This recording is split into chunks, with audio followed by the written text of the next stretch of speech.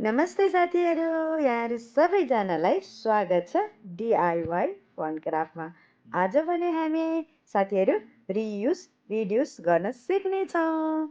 हेरौँ है त, मैले एउटा खेर गएर बसिरहेको हेयर क्लिपलाई लिएको छु र यसलाई चाहिँ म एकदमै तोड मोड फोड गरेर चाहिँ साथीहरू के गर्दैछु, यसलाई पिस पिस बनाउँदैछु।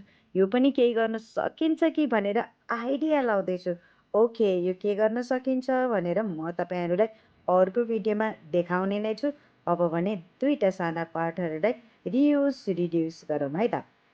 ल, त्यसो भएदेखि हामी यसलाई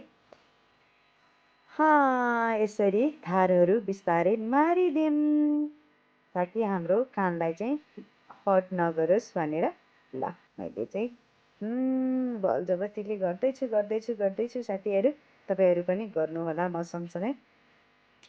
सबैजनासँग फाइलर त भइहाल्छ। अब मैले आफ्नो काम सकिसकेपछि एकछिन सुकोस् भनेर गमले चाहिँ यहाँ राखेको छु। यो हेर्दा साधारण फेभिकल जस्तो देखे पनि तर राम्रो खालको फेभिक्विक हालेको छ है मैले।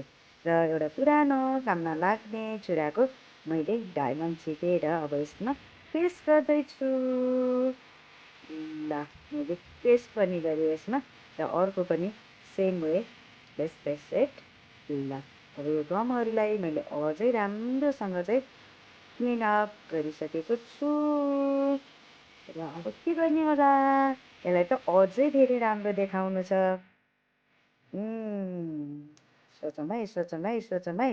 ल, ओके, मैले चाहिँ सोचिसकेँ।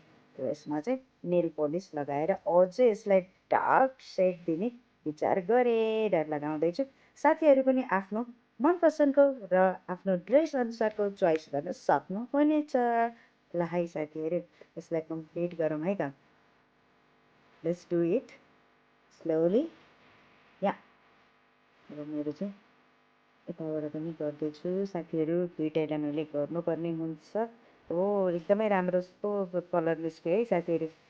ल, ओके, फिनिस भइसकेको छ। यसरी नै अर्कोलाई पनि हामी कम्प्लिट गरौँ है त। ओके, भयो। ल, ठिक छ, मैले दुइटै कलर गरेर सकिसकेँ चाहिँ। बिचमा डायमन्ड पनि एकदमै राम्रो एलिगेन्ट देखिरहेछ। ल, अब भने हाम्रो पछाडिपट्टि पेज हाल्न बाँकी छ है साथीहरूले। उल्टो बनाएर फेरि यसलाई फेरि हाल्दैछु। हेर्नुहोला, कता गयो। यस, ल, अलिकति मात्रै राखौँ, धेरै हाल्यो भने यो सुक्न टाइम लाग्छ र मैले चाहिँ टाँसी पनि सकेको छु।